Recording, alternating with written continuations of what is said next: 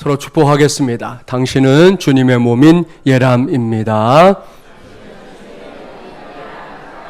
복음의 신발을 신고 예수님을 전합시다. 할렐루야. 오늘은 그의 몸인 예람들이 되자 10번째 시간입니다. 오늘은 믿음, 모든 불화살을 소멸하는 방패라는 제목으로 하나님의 말씀을 전하도록 하겠습니다. 오늘도 저는 여러분과 함께 하나님의 전신갑주, 하나님의 식에 관한 말씀을 살펴보려고 합니다. 이 주제로만 보면 어느새 이제 4번째 무장 상태를 점검할 차례가 되었는데요. 이를 염두에 두고 본문인 에베소서 6장 13절부터 16절까지의 말씀을 함께 봉독해 보겠습니다. 13절부터 16절입니다. 그러므로 하나님의 전신갑주를 취하라. 이는 악한 날에 너희가 능히 대적하고 모든 일을 행한 후에 서기 위함이라. 그런즉 서서 진리로 너희 허리띠를 띠고 의의 호심경을 붙이고 평안의 복음이 준비한 것으로 신을 신고 모든 것 위에 믿음의 방패를 가지고 이로써 능히 악한 자의 모든 불화살을 소멸하고. 아멘. 할렐루야. 여기에 그동안 우리가 쭉 살펴봤었던 하나님의 전신갑주가 어떤 것들로 무장되어 있는지 나열되어 있습니다. 먼저 우리의 눈에 아주 익숙한 그림부터 보겠습니다. 자, 이 그림 가운데서 첫 번째는 진리의 허리띠였지요. 이젠 진리의 허리띠가 무엇인지 다 알 겁니다. 오직 예수입니다. 믿습니까? 할렐루야. 두 번째 무장은 의의 호심경이지요. 의인은 없지만 의인은 있다. 의로운 사람은 없지만 하나님께서 의롭다고 인정해 주신 사람은 있다라는 이 영적인 사실을 다시금 명심하기 바랍니다. 그것이 의의 호심경이에요. 세 번째 무장은 평안의 복음의 신발입니다. 이것이 무엇인지 지난주 말씀 전했지요. 먼저는 내가 만난 예수님이 인류의 구세주임을 확신해야 합니다. 하나님과 나 사이에 죄로 인해 벌어졌던 그 어마어마한 간격을 완전하게 메꿔주신 예수님이 나의 구세주라는 말씀입니다. 이것이 평안의 복음이고요. 이 복음을 나 아닌 다른 사람들에게도 전하기 위해 신어야 할 신발이 바로 평안의 복음의 신발입니다. 할렐루야. 오늘은 이제 4번째 무장을 살펴볼 차례입니다. 그것은 믿음의 방패입니다. 사도 바울의 메시지를 귀를 기울이고 다시금 들어보십시오. 모든 것 위에 믿음의 방패를 가지고 이로써 능히 악한 자의 모든 불화살을 소멸하고 말씀합니다. 사랑하는 마중물이란 가족 여러분, 4번째로 바울이 무장할 것을 당부하는 것은 다름 아닌 방패입니다. 방패가 뭔지는 다 아시잖아요. 전쟁 때 적의 칼이나 창 그리고 화살 따위를 막는 데 쓰던 무기를 가리킵니다. 이러한 방패는 로마 제국 시대에 모양도 여러 가지였고요. 재질도 여러 가지였습니다. 그 중에서 대표적인 것만 소개해 볼게요. 오늘 주신 말씀에서 사도 바울이 언급하는 방패는 우리가 영화 등을 통해 흔하게 볼 수 있었던 그런 방패가 아닙니다. 이제 사진이 하나 나올 텐데 이런 방패 아마 영화에서 많이 봤을 겁니다. 화면에 보이는 이런 모양의 방패는 한마디로 말하면 소형 방패입니다. 이 방패는 크기를 보면 짐작할 수 있는 대로 군인의 몸 가운데 일부만을 보호해주는 방패입니다. 오늘 본문에서 사도 바울이 언급하고 있는 방패는 이 방패가 아니에요. 그렇다면 사도 바울이 4번째로 무장을 권하고 있는 방패는 어떤 방패일까요? 그것은 스쿠툼이라고 불리는 이름의 방패입니다. 이 스쿠툼이라는 말 자체가 라틴어로 방패라는 뜻인데요. 이 방패는 화면에서 보이는 대로 소형 방패와는 우선 이 크기에 있어서 큰 차이가 있습니다. 길이가 1m 20cm, 무게는 5kg에서 10kg 정도가 되는 그런 방패입니다. 큰 방패지요. 우리식으로 설명한다면 이렇게 문짝처럼 생긴 대형 전신 방패다. 그렇게 말씀드릴 수 있습니다. 바울은 이 방패를 떠올리면서 하나님의 전신갑주 가운데 방패의 역할이 무엇인지 콕 집어서 설명하고 있는데요. 그것은 다름 아닌 믿음이라는 겁니다.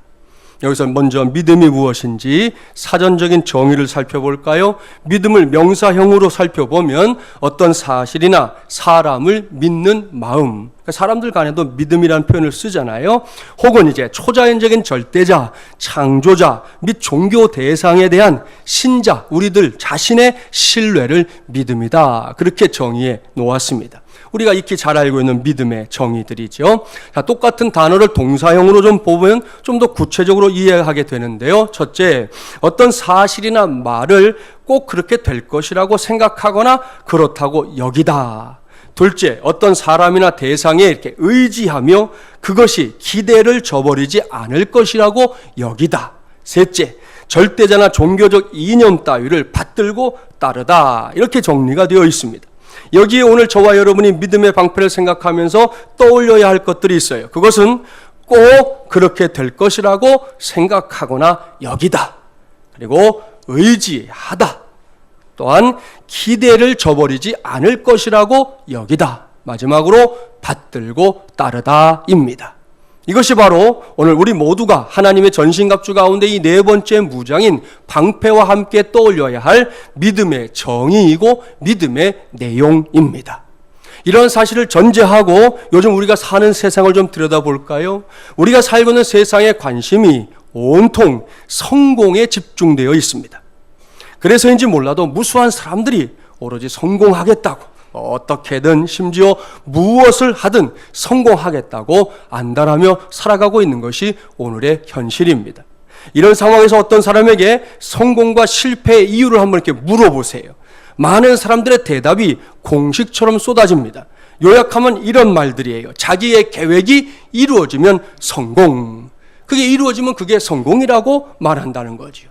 그리고 이루어지지 않으면 실패. 그렇게 말합니다.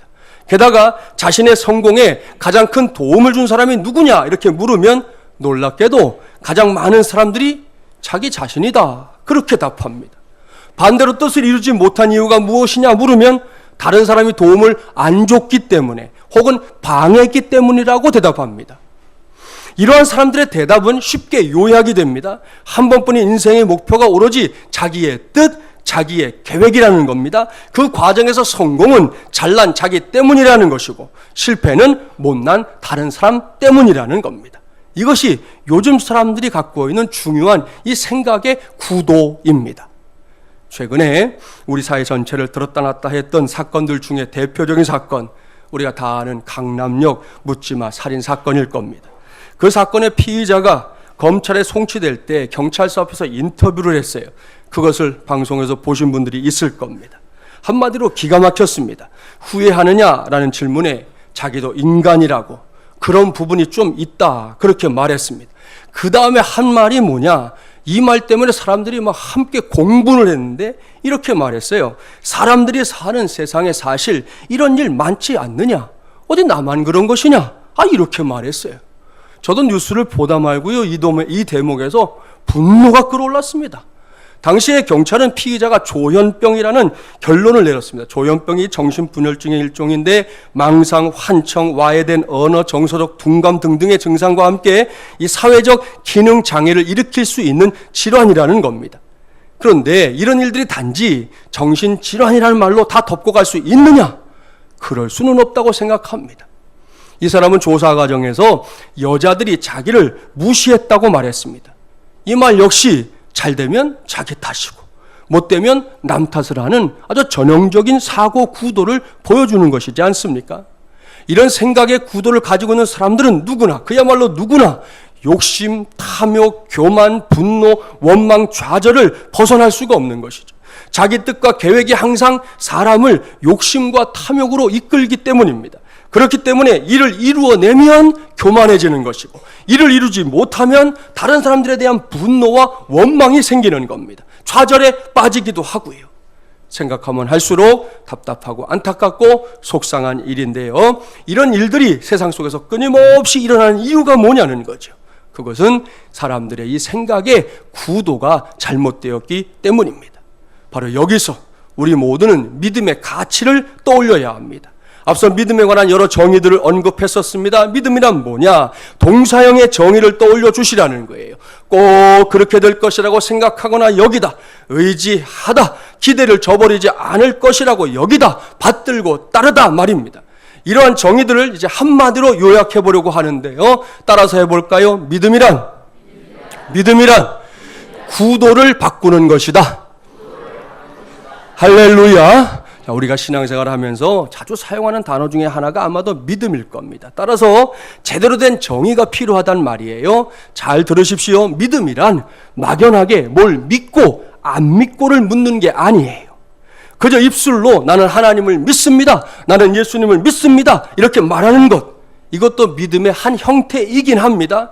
하지만 그 정도가 믿음을 정확하게 설명해 주는 것은 아니라는 거예요. 그러한 고백이 내 안에, 우리 안에 확실하게 있습니까? 그 고백에 근거해서 저 바깥 세상 사람들이 흔하게 갖고 있는 생각의 구도를 전혀 다른 방향으로 바꾸어 내는 것, 이것이 바로 믿음이라는 겁니다. 이 말의 의미가 무엇인지 설명해 볼게요. 믿음 때문에 구도를 바꾼 채 살아간 사람들 성경에 많이 등장하는데요. 대표적 인물은 다윗입니다.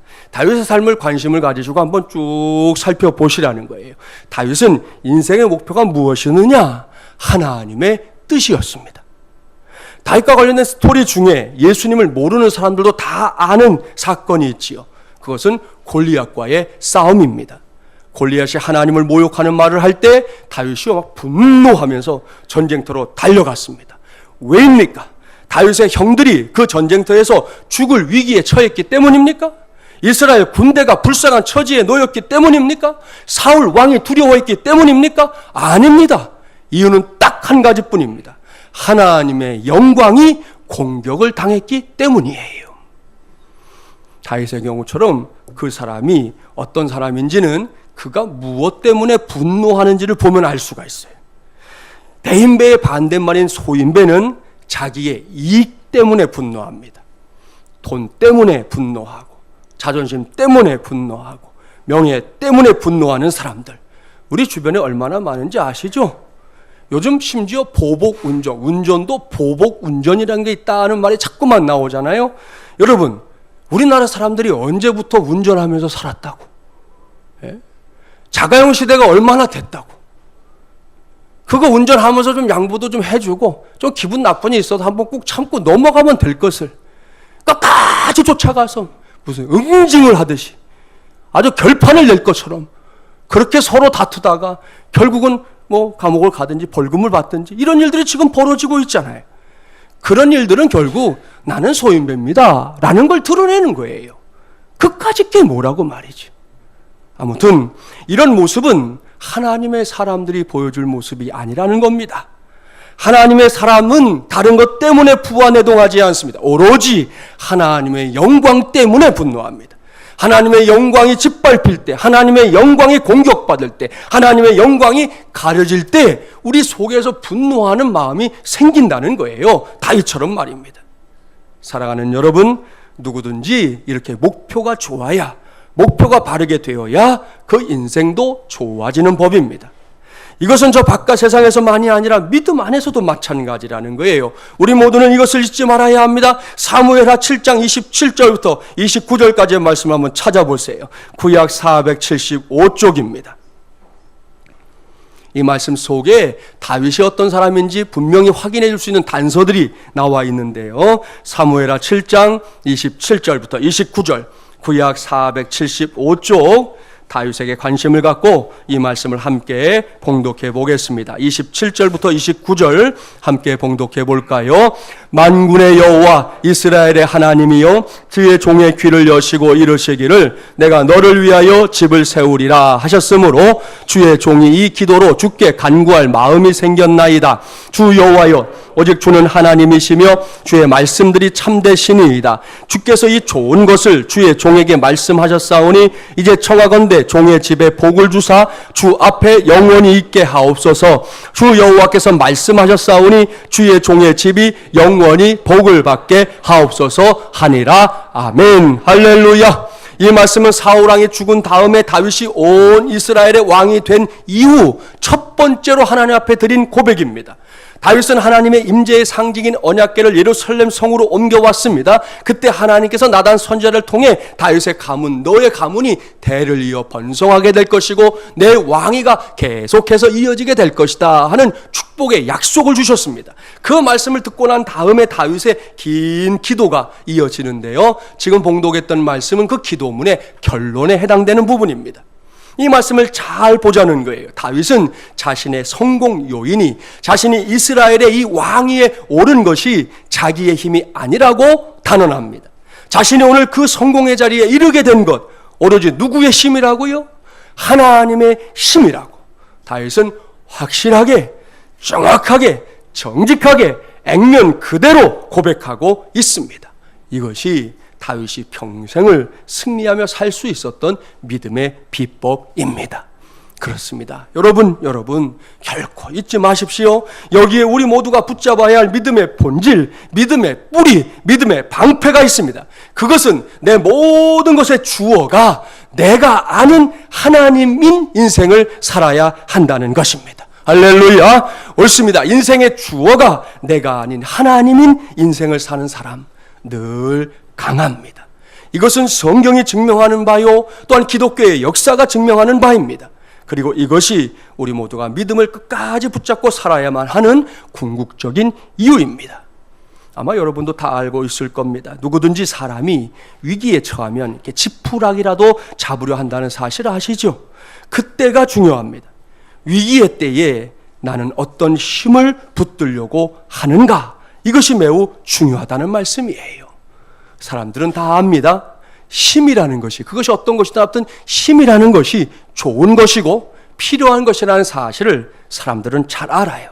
하지만 여기에도 조심할 것이 있다는 거지요. 꼭 기억하십시오. 힘이라는 것이 좋은 것이긴 하지만 힘에는 독도 있어요. 그것을 우리가 잊으면 안 됩니다. 그렇기 때문에 힘을 사용할 때는 부작용 없는 힘을 써야 하는 것입니다. 예를 들어 볼게요.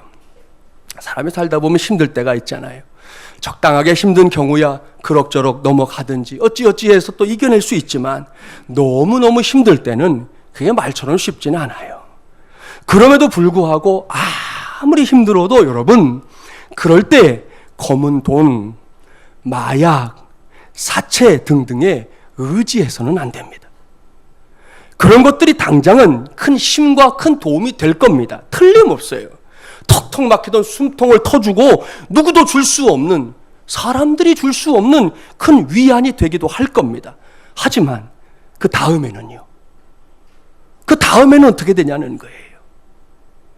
그런 힘들은 그 다음에 엄청난 부작용들을 일으킵니다. 그 속에 숨어 있었던 독들이 또 다른 힘을 발휘하기 시작하게 되기 때문이에요.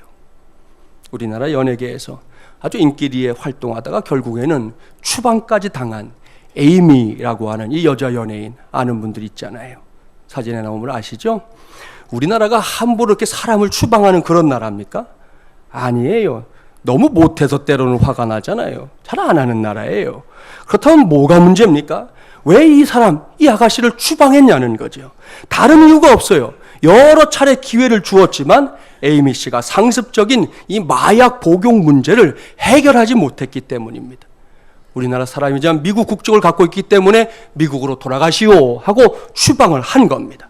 그렇다면 미국에 가서 지금 잘 살고 있을까요? 아니요.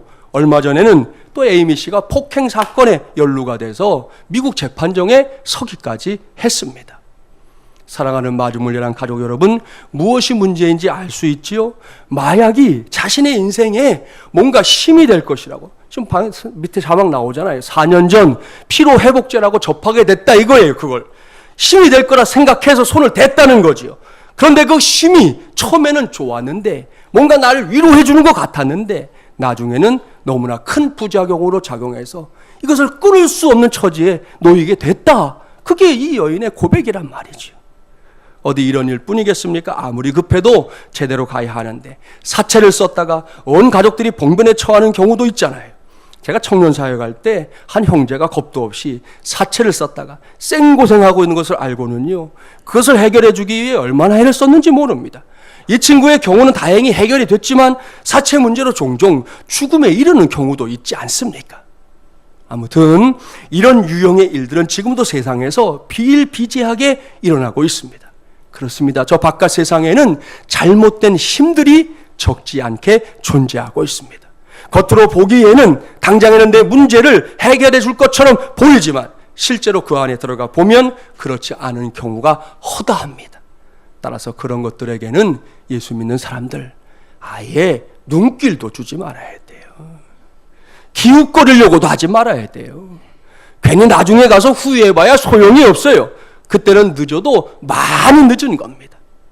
이러한 현실 속에서 저는 오늘 하나님의 전신갑주, 그 중에서도 이 네 번째 무장을 저와 여러분의 것으로 선포하는 바입니다. 그것은 바로 믿음의 방패입니다. 이 방패는 다른 것이 아니라 했습니다. 하나님의 힘 외에 다른 어떤 힘도 의지하지 않겠다라는 선포입니다. 이러한 선포와 달리 하나님의 힘 외에 다른 어떤 힘을 의지하게 하는 것이 있다면 그것은 함정이라는 거 기억하세요.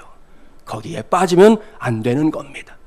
이것만 정리되면 우리는 오늘 주시는 말씀을 내게 주시는 말씀으로 얼마든지 아멘으로 받을 수 있습니다. 모든 것 위에 믿음의 방패를 가지고 이로써 능히 악한 자의 모든 불화살을 소멸하고, 아멘. 이 말씀을 보십시오. 믿음의 방패를 갖고 우리가 해내야 할 것이 무엇이라고요?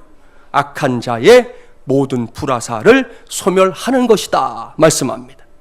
여기에 등장하는 불화살은 우리가 종종 영화를 통해 봤던 이 화공, 불로 공격하는 걸 말하는 거잖아요. 수많은 불화살들이 하늘을 가르며 날아오르는 그런 장면들 제가 하나 준비했어요. 보이시죠? 저런 장면들 기억나시잖아요. 이럴 때 불화살을 효과적으로 막아내는 방패가 되어야 그 방패가 쓸모가 있는 거 아닙니까? 방패라고 들었는데 아무것도 막아내지 못해. 그럼 소용이 없잖아요. 실제로 로마 군인들의 방패는 화공에 잘 대처할 수 있는 방패였다고 전해집니다. 앞서 방패의 모양만이 아니라 재질도 다양했었다 그랬지요. 로마 군인들이 쓰는 방패 중에는 이렇게 여러 겹의 가죽을 덧대어서 만든 것들이 있었습니다. 그러니까 뭐 청동이나 철 같은 재료로만 방패를 만든 게 아니에요. 가죽들을 겹겹이 덧대어서 만든 방패가 있었는데 이 방패에는 전투 전에 꼭 뭐 하느냐? 물을 흠뻑 적셔두는 거죠. 아니 물에 쩔도록 적셔둬요. 그러면 방패의 표면이 축축해지지 않겠습니까? 그런 상태로 적의 불화살이 날아올 때 막아보십시오. 그 화살들이 날아와서 설사 방패에 꽂혀도 불길이 퍼지지 않고 그냥 꺼져 버렸던 겁니다. 이러한 불화살들, 오늘을 살아가고 있는 우리의 삶과 무관한 것일까요? 아닙니다. 유관합니다. 여기에 언급되고 있는 악한 자가 누구인지는 다 아시잖아요. 하나님을 대적하는 사탄이요, 우리를 유혹하는 사탄입니다. 그 사탄이 우리의 인생에 날리는 불화살들이 어디 한둘이겠습니까? 매사에 하나님을 의심하게 하는 것으로부터 시작해서 두려움, 죄책감, 분노, 낙심, 염려, 열등감, 관계의 갈등, 영적 침체 등등을 꼽을 수 있습니다. 이러한 불화살들이 어떻게든 한번 내 마음에 불을 딱 붙여보십시오. 경험해본 사람들은 다 알아요. 그 불길은 곧 걷잡을 수 없이 번져버립니다. 어느 순간에 이르면 더 이상 내 스스로 통제하는 것 자체가 불가능해지는 경우도 왕왕 있습니다. 사도 바울은 이럴 때 우리에게 필요한 것이 무엇인지 가르쳐 줍니다. 그것은 오늘 우리가 집중하고 있는 믿음의 방패입니다. 믿음의 방패가 무엇인지 쭉 말씀드렸지요. 막연하게 난 하나님을 믿어 이렇게 말하거나 생각하는 게 아니에요. 믿음이란 구도를 바꾸는 것입니다. 무슨 구도를요? 내 모든 것의 주어가 내가 아닌 하나님인 인생으로 구도를 바꾸는 것입니다. 이것이 바로 오늘 우리가 들어야 할 믿음의 방패인 줄 믿습니다. 저와 여러분이 이 방패를 들고 있으면 사탄이 준비한 그 어떤 불화살도, 그야말로 교묘하고 교활하게 준비한 그 어떤 불화살도 무력화시킬 수 있을 줄 믿습니다. 할렐루야. 이것을 확실하게 믿는다면 오늘 이 시간에라도 서둘러서 인생의 구도를 바꾸십시오. 그것이 승리하는 길입니다. 하늘을 이렇게 날고 싶어하는 개구리에 관한 이야기 들어보신 적 있죠? 새들처럼 허를 날아보는 것이 소원이었던 개구리. 고민하다가 독수리를 찾아갔습니다. 독수리님, 저도 독수리님처럼 멋지게 하늘을 날고 싶습니다. 당신의 다리에 줄을 연결해 놓으면 내가 그 줄을 입으로 꽉 물고 함께 나를 수 있을 것 같은데 제가 날 수 있게 도와주실래요? 독수리가 기꺼이 허락을 해주었어요. 드디어 독수리 다리와 연결된 줄을 꽉 물은 개구리는 독수리와 함께 하늘로 쫙 날아올랐습니다.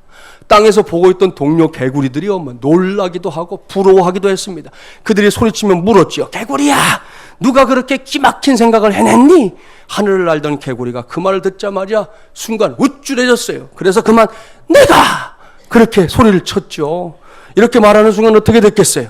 개구리는 물고 있던 독수리 발에 줄을 놓치게 됐고 여지없이 추락이 돼서 짜부가 됐겠죠? 사랑하는 마주물이란 가족 여러분, 언제 떨어졌다고요? 내가 라고 말하는 순간에 떨어졌습니다. 우리도 마찬가지입니다. 우리 역시 매사에 내가 라고 하면 안 됩니다. 이제는 내가가 아닌 주가를 외칠 수 있는 저와 여러분이 되기를 바랍니다. 그것이 우리가 들어야 할 믿음의 방패라는 거예요. 이를 명심하고 앞으로 주의 깊게 잘 살펴보세요. 우리가 주가를 외칠 때마다 우리를 향해 날아오던 모든 불화살들이 피식 하고 꺼져버리는 것을 보게 될 줄 믿습니다. 믿음의 방패와 관련해서 두 번째로 살펴볼 것이 있어요. 그것은 이 방패가 갖고 있는 중요한 특징인데요. 이 방패가 단지 나만을 보호해주는 나만의 방패가 아니라는 사실을 우리가 알아야 합니다. 그렇습니다. 놀랍게도 로마 군의 방패는 그 방패를 들고 싸우는 군인 당사자, 그러니까 자기 혼자만을 방어하는 것이 아닙니다. 아까 방패를 보셨는데 그 방패 크기를 생각해 보세요. 3분의 2로는 자기를 막아요. 나머지 3분의 1로는 내 옆에 서 있는 전우를 막아주는 겁니다. 사진으로 한번 확인해 볼게요. 이게 이제 로마 군대의 진법인데 그 다음 사진이 더 정확해요. 예. 앞만 가리는 게 아니라 위까지 가렸죠. 이들은 싸울 때마다 오로지 나만 살아야지 그렇게 생각하며 싸우지 않았습니다. 내가 살아야 하는 것처럼 내 옆에 있는 전우도 살아야 했습니다. 그렇게 서로를 지켜주는 것이 로마 군대가 갖고 있었던 이 전우애의 기본이었습니다. 결국 이렇게 빈틈없는 상호 의존적인 관계 덕분에 로마 군대의 저지선이 무너지는 경우는 거의 없었다는 거예요. 놀랍지 않습니까? 사랑하는 마주물이란 가족 여러분, 이러한 믿음의 방패가 오늘날의 교회들 속에 곧 창립 5주년을 맞이하는 우리 교회에도 꼭 필요합니다. 이것이 무슨 말씀인지 알 거예요. 먼저 저와 여러분 한 사람 한 사람이 믿음 안에 굳게 서는 거 꼭 필요한 일입니다. 이것은 그야말로 제일 먼저 해내야 할 일입니다. 그러나 그것이 끝은 아니에요. 간혹 내가 믿음 안에 굳게 선 다음에도 계속해서 자기만을 위한 자아 도취에 빠져 신앙생활하는 경우들이 있습니다. 그저 나만 구원받으면 되고 나만 은혜 받으면 되고 나만 복 받으면 된다는 식입니다. 이것이 과연 하나님이 기뻐하실 신앙생활일까요? 아닙니다. 최근에 뉴스를 보면 옆에서 사람이 쓰러지거나 죽어가도 거들떠 보지 않는 사람들이 우리 사회에 의외로 많다는 걸 알 수 있습니다. 안타깝게도 그런 현상들이 교회 안에서도 일어날 때가 있다는 거지요. 이렇게 안타까운 시대 속에서 창립 5주년을 맞이하는 우리 교회이기 때문에 지난 주간 동안 열렸던 전교연 수련회의 주제를 우리는 주님 안에서 한 가족이라고 정했던 것이고요. 이번 수련회를 통해 마주물리란 가족들은 말로만의 가족이 아니라 실제로 가족이 되는 길을 모색하게 되었습니다. 이를 위해 제가 마지막 날 저녁 집회 때 전했던 말씀이 있었습니다. 칼럼에도 소개해 놓았지만 동역의 원리를 붙잡는 공동체가 되어야 한다는 것이었는데요. 그때 전했던 말씀을 이 시간에 간단하게 요약해 보겠습니다. 한번 따라서 해 주십시오. 첫째, 상대방을 알기 위해 힘쓰기. 할렐루야. 제가 뭘 말하려고 하는지 짐작이 가시죠? 뭐니 해도 내가 아닌 너. 그러니까 상대방을 알아야 통역을 하든 뭘 하든 할 거 아니에요. 서로 얼굴을 봤는데도 모르는 척, 서로 안면이 있는데도 대면하게 대하는 그런 관계라면 어떻게 동역을 기대할 수 있단 말입니까? 따라서 무조건 서로를 알아야 합니다. 제일 먼저 이름을 알아야 합니다. 마주물이라는 가족 수첩 제가 들고 나왔는데요. 이거 장식용 아닙니다. 성도들이 서로 알 수 있게 하려고 만든 수첩이에요. 그러니까 집에 골동품처럼 고이 모셔놓지 말고 자주 펼쳐서 사진을 보면서 얼굴과 이름을 외워주십시오. 그게 잘하는 거예요. 제가 이번에 설교 중에 수련회 중에 연세가 한 70 넘은 한 남자 집사님을 소개했었어요.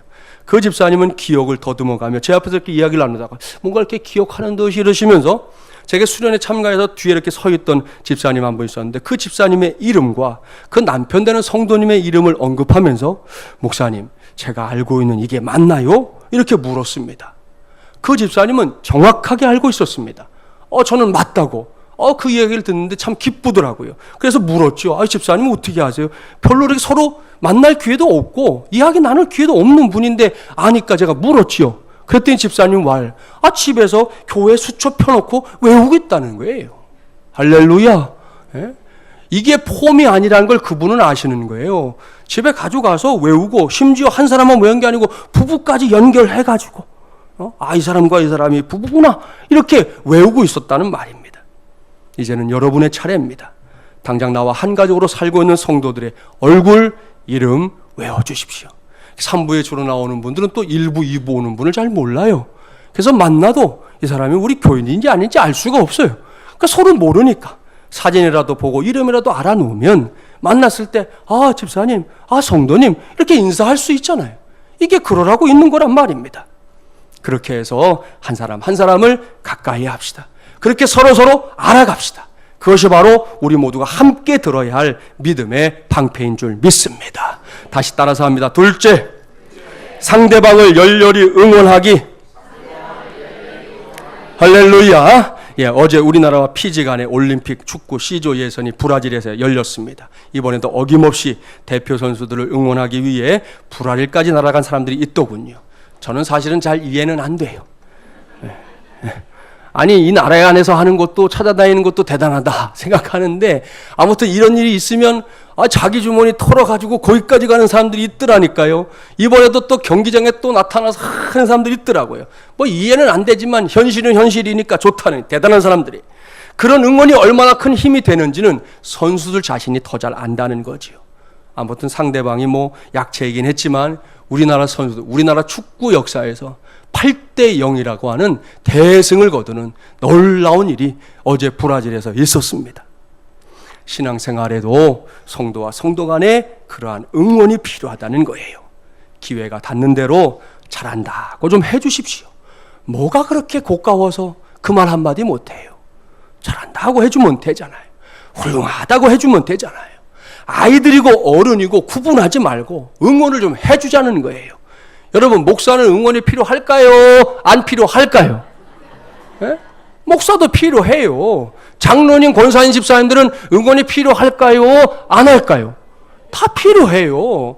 꼬맹이들부터 모두가 다 응원이 필요하다고요. 그래도 적어도 누군가가 잘한다고, 참 좋다고, 고맙다고, 함께 있어도 그래 기쁘다고 말 한마디 해주면 그게 그만큼 힘이 되는 거란 말이죠.